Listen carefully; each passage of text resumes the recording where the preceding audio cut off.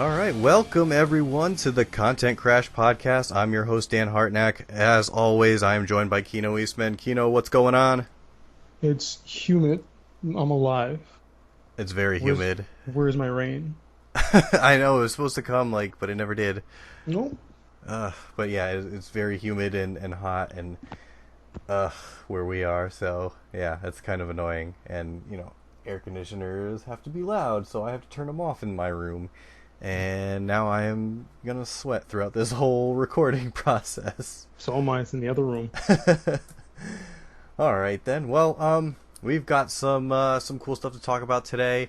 We're gonna focus on esports, just kind of general esports, everything that is an electronic game of sorts. I figured what better way, or what better week to discuss this than the aftermath of EVO 2017 that was over this weekend.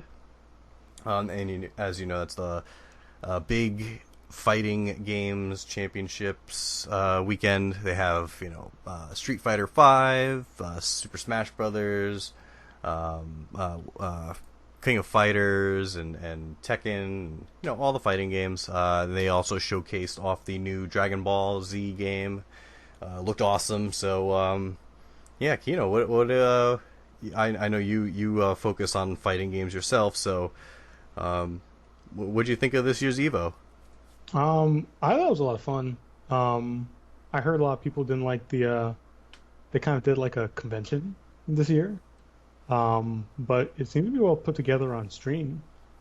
All the good moments were highlighted. There were some hiccups as usual. It's EVO, it's gonna happen. Yeah. But it was fun. I lost sleep. I was tired at work. It was worth it. Absolutely.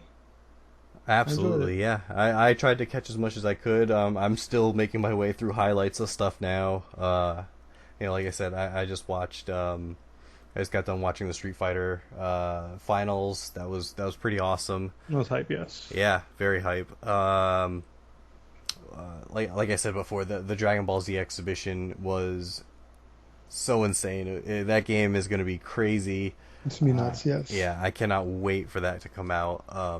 You said you're signing up for all the betas you can and for it. It's the 26th. I think beta starts. Yeah. To sign up. So I'm gonna be there. I'm ready. I hope I really want a key. Yeah. Hopefully you get one, and then you have you share the wealth with me. You know it. They also showcase Marvel Infinite, and Oh, right, yeah. and Jetta and whatnot. They animate fantastic. Chun-Li still looks a little sad, we'll say, but there's some improvement in there. I know Capcom's taking some hits with finances and whatever, but the game's looking a lot better than we initially saw, especially from the demo. I'm actually pretty excited. The levels look great. The effects are really nice, and they have a new trailer out. I think it came out today or yesterday for new people and Hager and blah blah blah. So it's shaping up. Nice. And but I've heard some mixed things about Marvel versus Capcom. I don't, I watch fighting games, but I don't really follow the scene closely. But I've heard that the new Marvel vs. Capcom is not looking as good as some people would like it to be. But I guess the main thing is it is going to be a new one, and we'll see what the developers can come up with, maybe to fix some of the concerns or address some of the concerns that people have about it. Mm-hmm. But this Evo really kind of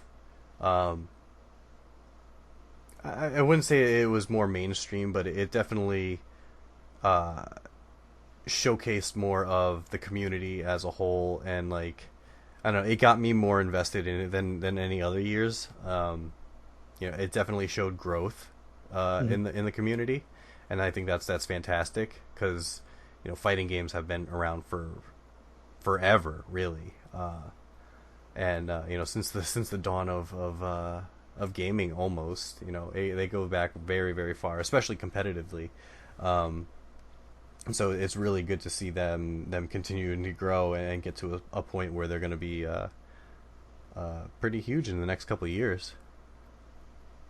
So yeah, it was the whole tournament was awesome. You know, there's so many different games they got to, and you know, there's also so many games that they left out for whatever reasons. Like I know we had talked off stream, you know, last week about it, and like you were mentioning, like Killer Instinct was noticeably absent from the Yeah, lineup. man, that was quite sad. And I'm pretty biased, even though I don't play a lot of it myself. But that game, I don't understand why people don't. Besides the platforms, I understand the platforms that it released on was rough for people to just get an Xbox, and it released late for PC. But Hmm. the game is so good. That game is so well put together. The characters are so unique. Stages, the personality is oozing with personality, and it's just really sad to see such a good fighting game not played at a high level everywhere. And I was Yeah, really, really looking forward to seeing some really high level play, and I never got the opportunity. It's really sad. yeah, it's unfortunate, but you know, it's a big tournament, and they have to, you know, kind of adjust for time and see what games are the most popular for them. Mm. You know, it's unfortunate they have to leave out some of the better ones, but the community dictates the pace, and that's, you know, that's what it is. Um, you know, I know like Smash Brothers. I didn't watch. I'll watch some of the tournament for Smash Brothers. I didn't watch the whole thing, but I have noticed, and I have like listened and gone on forums and stuff about the Smash Brothers community, and for me it kind of seems like it's on its way out in a way. I mean, it is Smash Brothers, so it's like not really gonna go anywhere, but apparently these past couple of years, it's the top players are only a handful. It's not really, you're not really injecting new people into the scene, and it's hard for newbies to come up through the ranks and get to the top spots.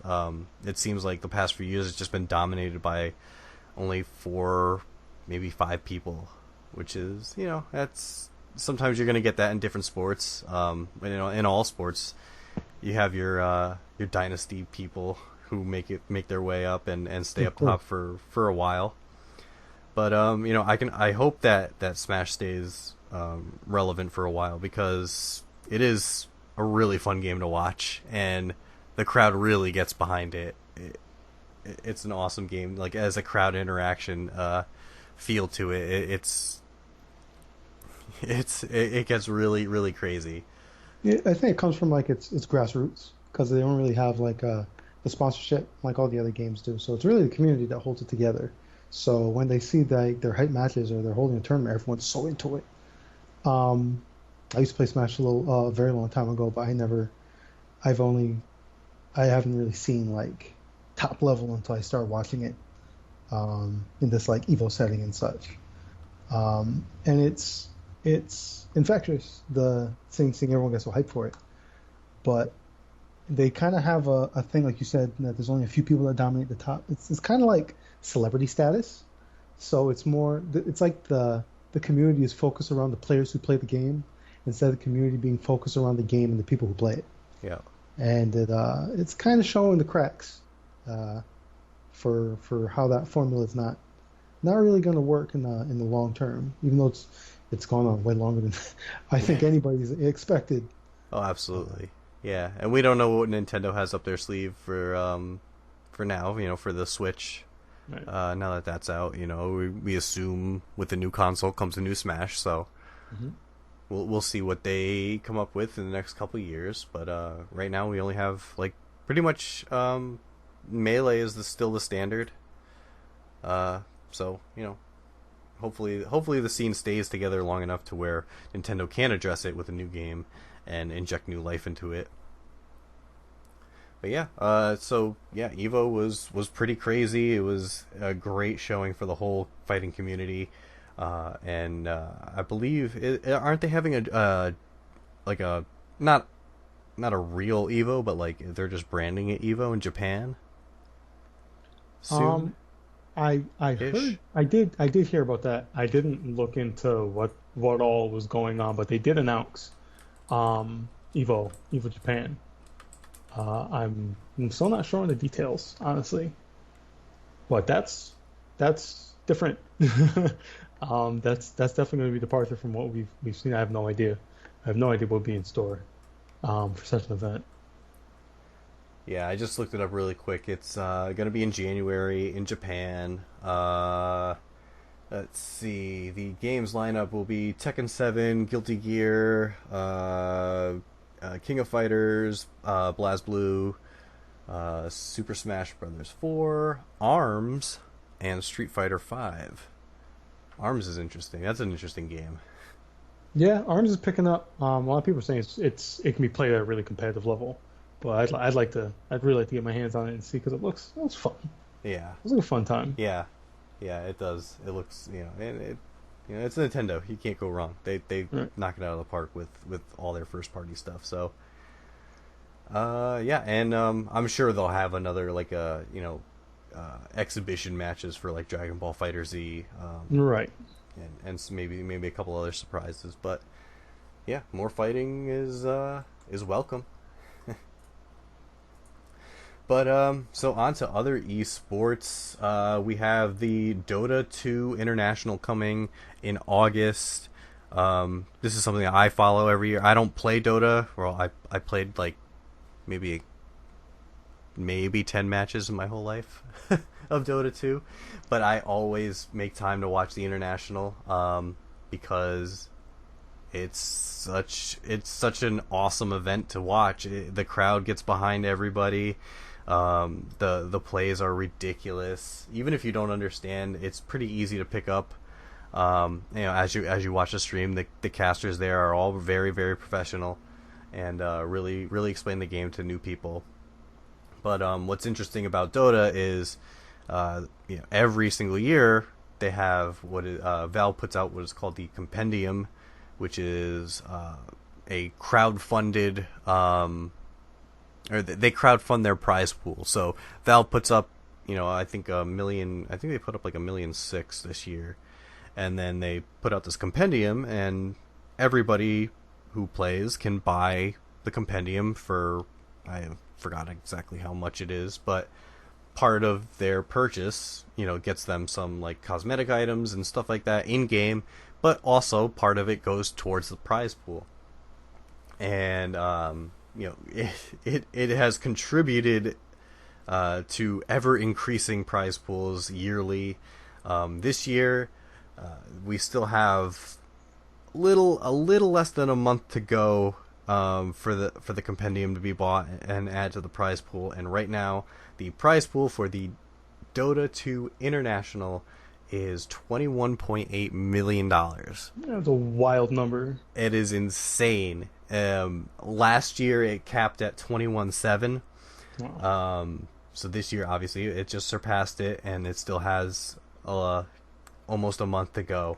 I would not be surprised if it hits 23 million, which is that's just a ridiculous amount of money. I think at the end of the day, you're having whoever wins gets $6 to $7 million for the team.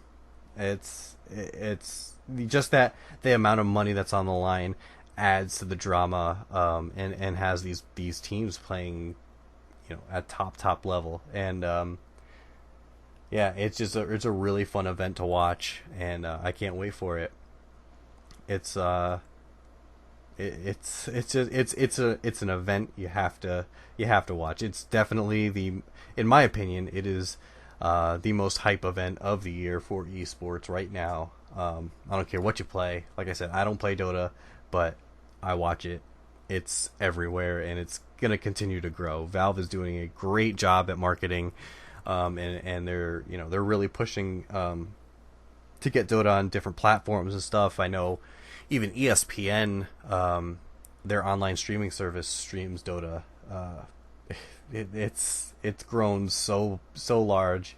So yeah, props to Valve for doing this, and really pushing the community to new heights. Because 21.8 million makes me want to quit my job and become a professional Dota player.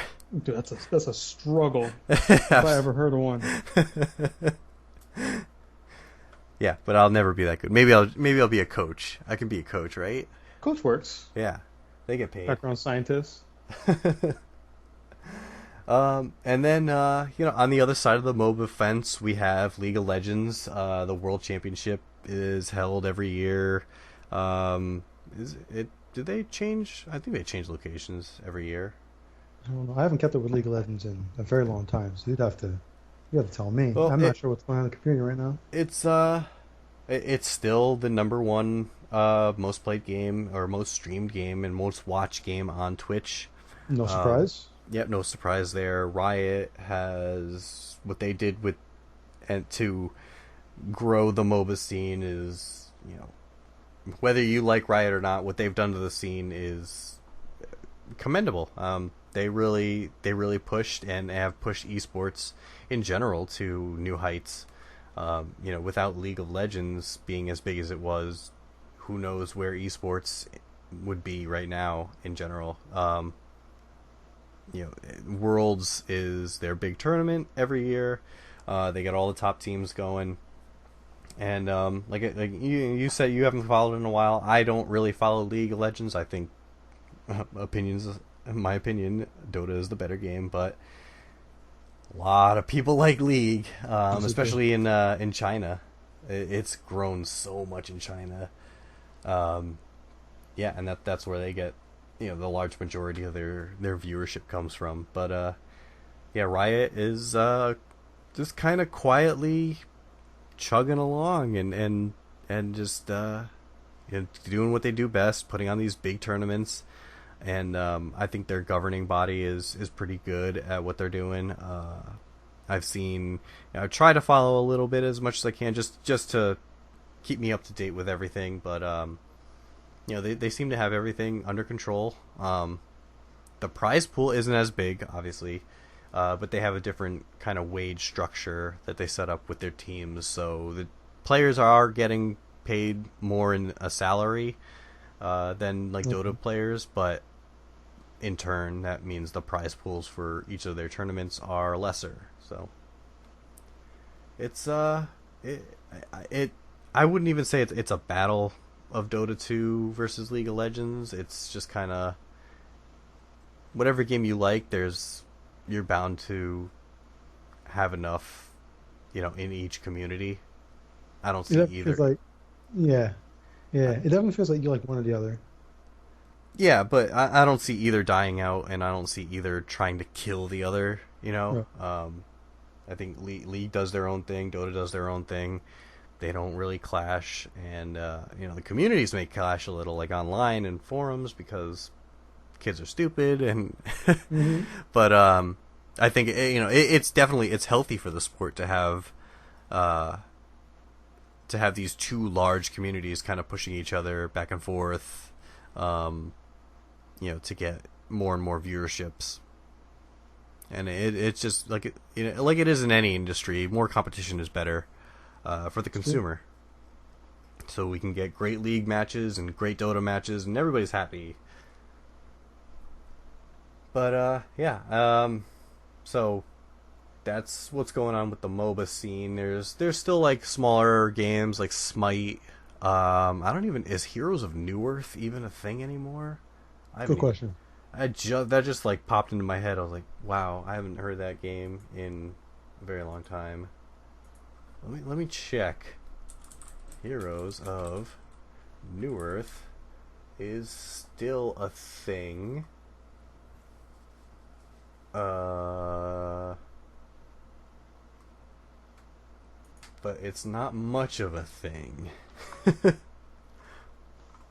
I don't remember hearing a lot about it after the first month Yeah. or so, and then I had downloaded it like right when it released, and I played a couple matches. I was like, this is not great. Oh well. I kind of just like threw it off to the side. There's Heroes of the Storm, the Blizzard MOBA, which Blizzard does their own thing. They have they seem to be pushing all their games towards esports. Even World of Warcraft, they have the arenas. But yeah, Heroes the Storm I played for a while back in the beta. It was cool. It was interesting how they had it set up. How they had kind of their map system was what brought me in.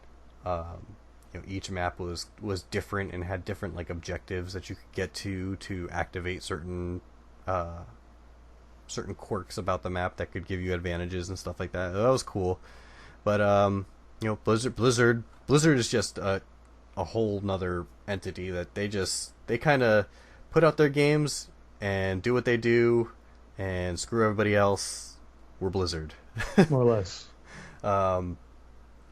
Speaking of them, my favorite game for a long time, the StarCraft. Yes.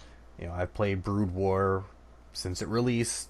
Even before Brood War released, when I was just playing the StarCraft original, I played it a lot with friends, and then StarCraft 2 hit.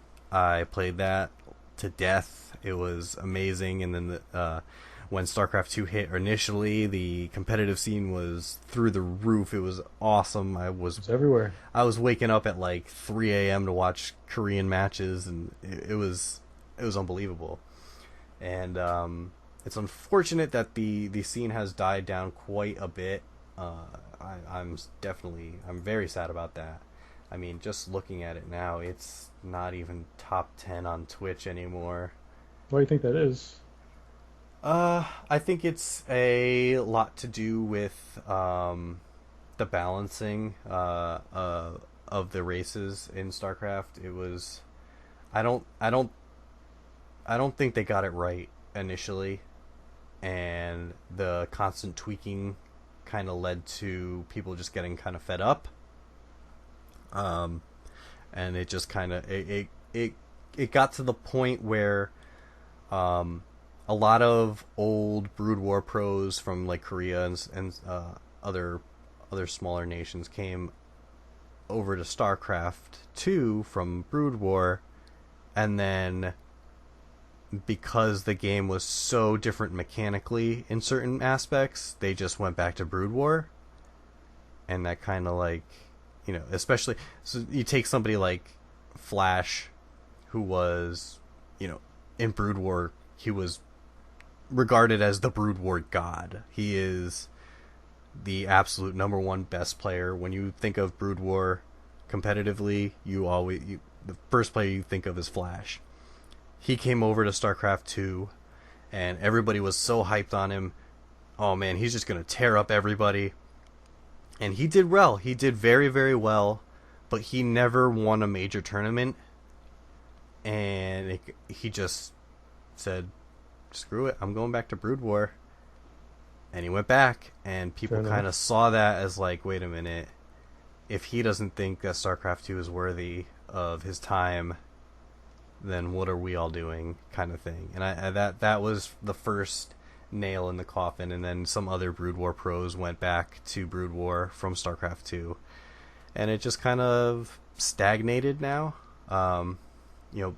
Blizzard, I think, also made some poor moves with their stifling of tournaments. There was a point when there was a StarCraft tournament every weekend, like a major tournament every weekend. And I think the oversaturation there kind of got to everybody. But then Blizzard stepped in, put in their own tournament, or a league, if you will. That was a yearly league, and then it culminated with BlizzCon, and they had the championships at BlizzCon in November, which they still do. And it's still the league is still there. It's still structured pretty much the same, but I think they kind of, if they had implemented it from the beginning, we might be talking about StarCraft as a bigger game right now. But it was kind of like a little too late kind of thing. Mm-hmm. What I am hoping for is next month the Brood War Remastered edition comes out, and I hope that will reinvigorate the scene for Brood War and make it that a more watchable game, or more pleasing on the eye, because Brood War's oh my god, it's like a almost 20-year-old game. Like, it's over 15 years.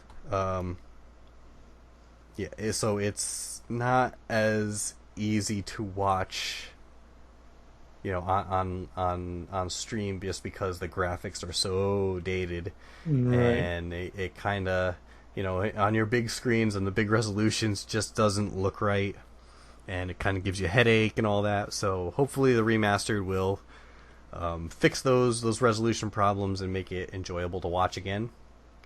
And it is a superior game. It's too balanced. It is, yeah, absolutely. It's just too balanced. It's the And most balanced game Blizzard has definitely ever made. yeah, I think, from what I can see.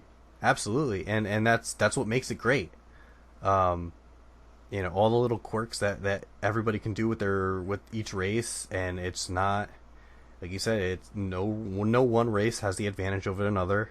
Every strategy is beatable. I remember when Zerg Rush was like everyone wanted to like chuck their keyboards until they learned Yeah. that it's not as big of a deal as you think it is. No. It just seemed like everyone was figuring out things from the little I used to watch. I used to play a bit more. But it just seems so balanced. I don't know if they're ever gonna touch that realm again, but it'd be nice. It would be nice to see. Yeah, and they will. Brood War is the standard RTS. It is the benchmark for everything else that comes after it.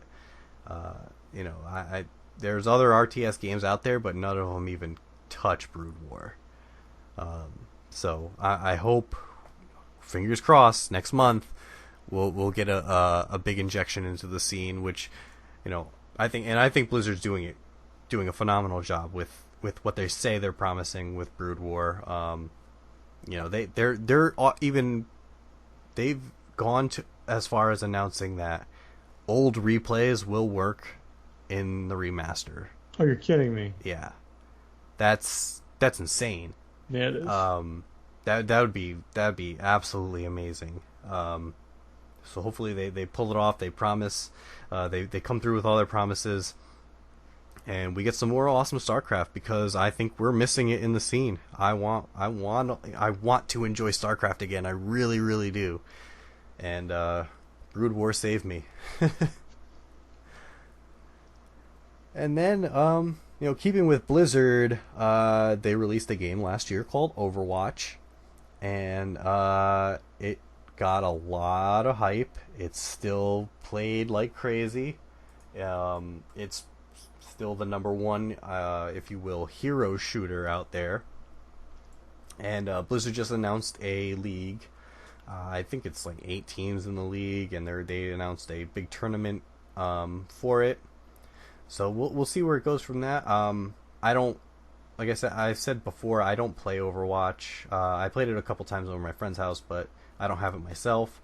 For a hero shooter, I do play a game called Paladins, which is free to play by High Res Studios, and it's basically Overwatch Lite. So I get the hero shooter experience, and they are fun to play. I don't know how they are spectating wise as far as a tournament setting goes. I assume it would be more like it would be casted more like a Counter-Strike or Call of Duty, how those are casted, or in Halo. But I'm not too keen on that style of spectating. It's just, I don't know. When I think of spectating something, I want to see the whole battlefield, or I want to see the whole field of play, kind of thing, with like a free cam instead of following players around. Right. Because you might feel like you might miss something more hype than what you're watching. Yeah, exactly. But Counter-Strike has grown insane. They just had a major somewhat recently, and they keep growing. I don't know what's going on. It seems like they just kind of exploded. I have a lot of friends who play it, and a lot of friends who love playing it. I can't get into it. I don't know. The spectating is weird. I do know that they do have, like what I said, they address the problem of the overview of the battlefield. They do have a cam that does that. But it just, I don't know. It's not that appealing to me. Maybe I have to just sit down and kind of force myself to watch it. Maybe I'll grow into it, but because it is a huge game right now. I would say it's top 5 most watched esport out there now. It's crazy. But yeah, back to Overwatch. Blizzard's gonna try and do their thing again. They're gonna just do what they do. Everybody else be damned, and we'll see where it goes. But I can't see myself. I can't see Overwatch taking off like something like a Dota or League of Legends that did. The fan base is really big already. They're really invested. Like not, the community is really invested, but it almost feels like sometimes they're more invested in the characters and a lot of stuff than the full competitive experience. I could be wrong just from what I've been seeing, but I can't really predict how it's going to be in the future. I don't know if this is like a fad or if Overwatch has like enough staying power because they have a good formula. I think the formula is great, and I think the characters they release are pretty unique. But I don't know if it's like a thing that we're going to see for an incredibly long period of time, or if it's going to calm down a lot and they're going to have something else in the foreground other than that. Yeah, I agree. It's an interesting game, and I'll keep a close eye on it and see where we go. And then kind of just to wrap out the big esports games that are being talked about these days, Rocket League. It just got picked up by NBC to be broadcasted live, that's huge. That's gonna be, I wouldn't say a make or break point for esports in general, but it's a big kind of hello world. This is what esports is. That's a good game to introduce. Absolutely, too. That was my next point. It's as a sport, it's something that is easily understandable to anybody, and it's simple. It's not like Dota or League of Legends where you have hundreds of champions with all these different abilities that you have no clue what's going on. Rocket League is soccer. You know how soccer works, you're gonna know how Rocket League works. There you go. And I played the hell out of it on my PlayStation. I just picked it up for PC just because I want more of it. And it's a very accessible game, and I think it's a fantastic game to introduce people into the world of esports. And NBC picking it up is amazing, and really tells you that the confidence that they have in bringing esports to the forefront of society. It's going to be a new dawn for esports, I think, in the next few years, especially with Rocket League, and maybe some more games like it that'll come out. Hopefully, who knows what some other developers are working on for esports. We had a couple games that were announced at E3 that had some esport aspects to them. It's a awesome time. Recently, it was just announced that esports will be introduced to the Olympics. They'll be having like exhibition, if you will, in the 2018 games in Indonesia. They'll have a demonstration of esports, and then in 2020 they might get a full medal status as a sport in Japan, which will be huge. I've read a bunch of articles on it. No games have been announced exactly, so we don't know what they're gonna play. Just know that it will be there in some capacity. And I trust the communities to kind of guide the best games to the front for the world to see, and that's the make or break point. I think is the Olympics. Is we're here, this is what we do. You know, come at us. We're already seeing a lot of kind of resistance, like people, it's video games, they're not real sports. But what really defines a sport these days? You can't, you know, is it does a sport have to be physical? I don't think so. You look at games like chess, poker that they show on ESPN all the time. That's right. Pool, snooker. Yep, pool, golf. Golf is physical, but you know, to a lesser extent than other games.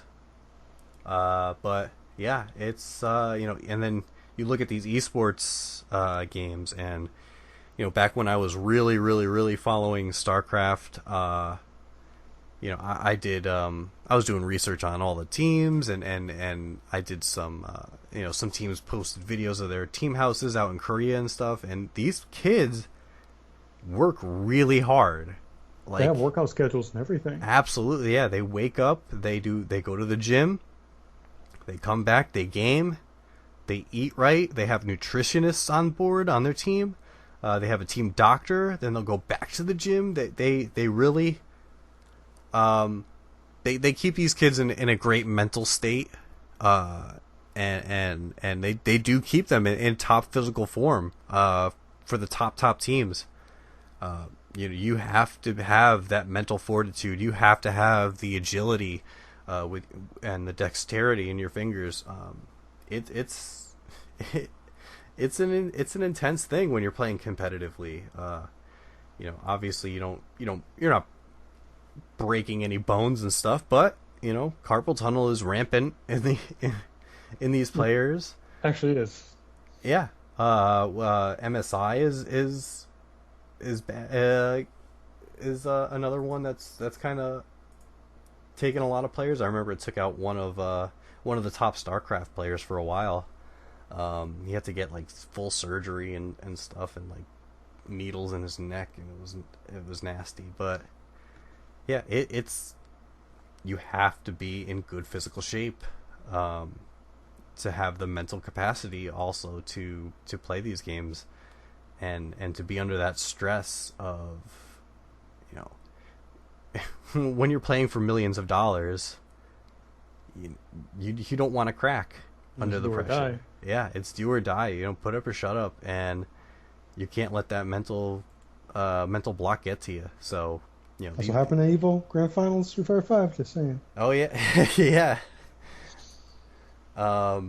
Yeah. You know, these kids have to stay in shape, and you know, it reflects that the teams take care of them, and like I said, they have doctors and nutritionists and team managers that offer certain services to these players. So yeah, it's a sport to me. It really is. It's been a sport for a while.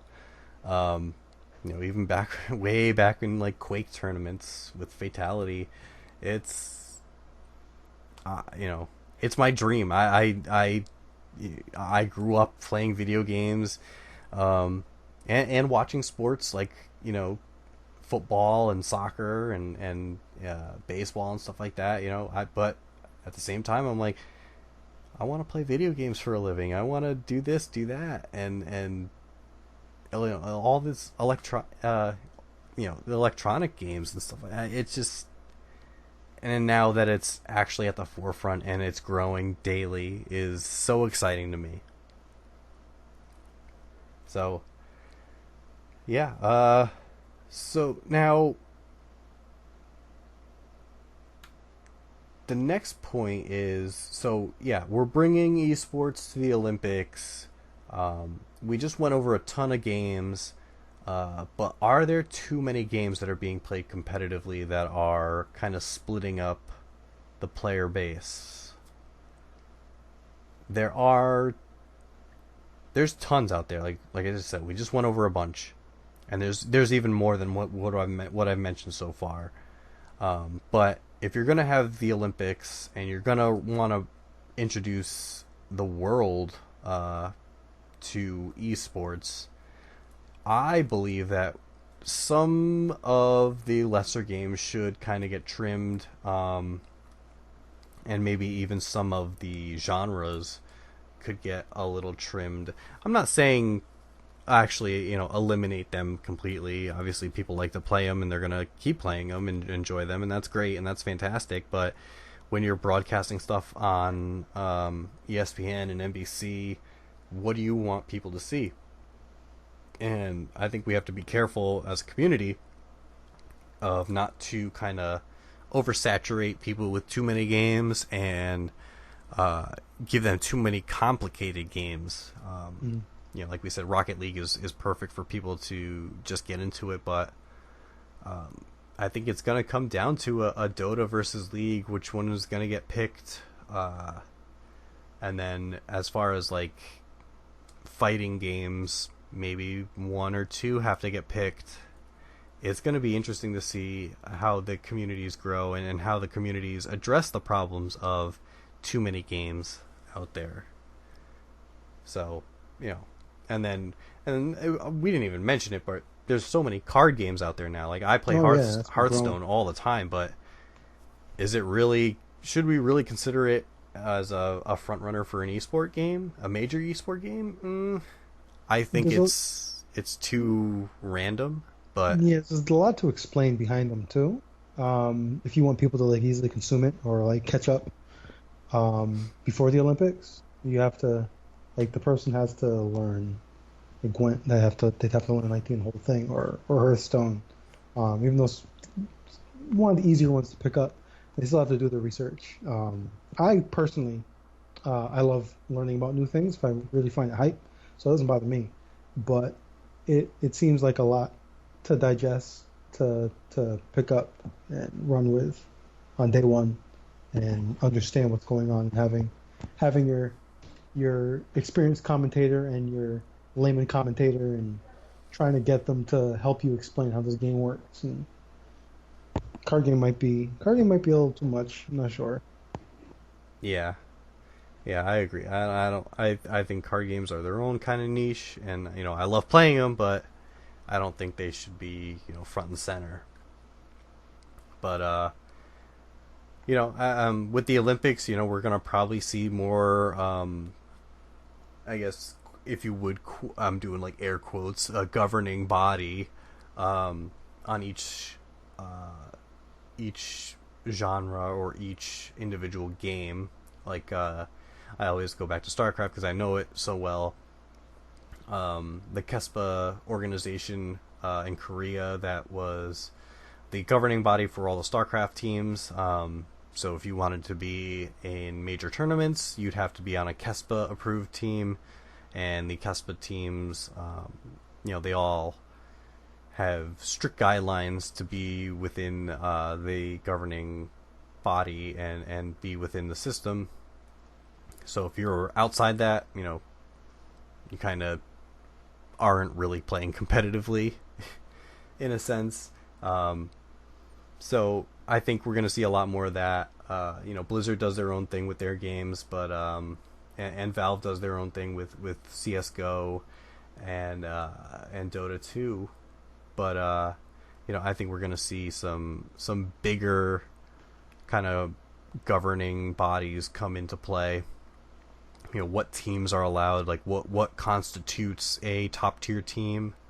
I would not be surprised. Like I was just thinking randomly today about it, and I wouldn't be surprised if we see something like different divisions set up for different games. So I thought of it as like soccer in England or in Spain and Italy is set up, so where they have the top division with 20 teams, and then they have another division under that with 20 teams, and another division under that with 20 teams, and those are more, they're lesser teams than the top division, but they still give those teams a chance where, they have their season. After the season is over, the top 3 teams in the lower leagues advance up. The bottom 3 teams drop a division. So the promotion relegation system, I think, would be really, really beneficial to some games in esports. The only problem is we see a lot of, especially in Dota, what I followed is a lot of teams disbanding after major tournaments and a lot of players jumping from team to team. So I don't know. it's something that needs to be addressed by people who are smarter than I am. But yeah, I you know it's just a great time to be a gamer right now, and see all these different esports have their rise and their falls, and see who's going to come out of it on top in a couple years. I think in a couple years we're going to see, obviously we're going to see a ton of esports games coming in the next few years. That's a given. Almost every game that comes out now has a multiplayer aspect to it, has some form of competitiveness built in, and has the potential to be a new esport. So, we'll see which ones come out on top. We'll see who gets to be at the front and center of the Olympics. It's going to be kind of crazy. I think we're going to see some communities kind of rally around specific games to kind of give them a last push to the Olympics. But I really believe in my gut that the Olympics are the make and break for not for esports in general, but just for certain games to be the flag bearers for esports to come in the next few years. It's also the largest amount of exposure we're going to have in one shot, I think. Yeah, definitely. Yeah, like you have the Dota community. They have the international on ESPN. We mentioned Rocket League on NBC, but when you have 5 games being broadcast on the Olympics that millions and millions and millions of people watch, that's gonna be hello world. This is the esports. We're here. We're not going anywhere. So yeah, I'm excited, and I can't wait.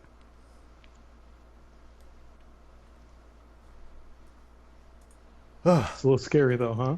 It is. It's a lot of stigma that's hopefully going to have to be overcome. Oh, absolutely. Because we have so much stigma with it. It's just gamers are guys or people who sit inside and lazy, and it's not. I think the reason they don't think it's a sport is because of all the stigma. That's very true. That's something I didn't consider. Yeah, the stigma. We're all people. We're all just kids living in our parents' basement, apparently. Mm-hmm. Blinds closed, and hours upon hours of gaming. But yeah, like you said, when people actually see who these players are in the flesh, what they look like, appearance wise, they're not overweight kids that have bad acne. Sorry for the stereotype, but that's what people think. Mm-hmm. But yeah, it's image is gonna have to play a major role in convincing the general public that esports are here to stay. So that was a lot. It was. Yeah. Esports are cool. I love them, and I can't wait for the next tournament. I don't know what's coming up. Let me check what's a big tournament that's coming up soon, besides the international. I always forget after Evo what I'm looking forward to, because all my big tournaments for Street Fighter V are kind of here, and it's kind of just everything until winter Brawl, and then Capcom Cup. But I'm a big fan of Winter Brawl and some of the other small ones on the way. But we just have CEO's Blast, things of that nature. So and then Evo is just the time period where everyone's like, all right, I'm just gonna grind. Yeah. So everyone's kind of grinding after Evo until something else happens. Yeah. Well, yeah. I have the international coming up soon, and then I think the next big thing is BlizzCon. All right, BlizzCon. Yeah, we'll see what's up there. Maybe we'll have a Brood War tournament at BlizzCon. Who knows? Because that'll give some people some time with the game. I'd love to see that. And then on a side note, we have it's not competitive, but it is fun to watch. It's the All Games Done Quick marathon. They just got done with summer games, done quick. Was it 2 weeks ago? So the speed running, well, not tournament, but exhibition, I should say. That's always fun to watch. So yeah. All right, I have Defend the North. I completely forgot. Defend the North is I think it's this month, Oh, nice. towards the end, like 28th. Nice. So yeah, there's so there's enjoy always there's always tournaments, even small little things. It's you know there's stuff going on. Like right now, I'm just looking like there's a little StarCraft tournament going on, like an amateur StarCraft tournament, and I think there's a small league tournament maybe. Yeah, there's a small League of Legends tournament going on right now. So yeah, there's always games to watch, always games to be looking forward to, and tournaments to be looking forward to. So and we have the other big organizations like GMhack and MLG and stuff like that. They're always putting on little things for us, and I'm just waiting for the big stuff. So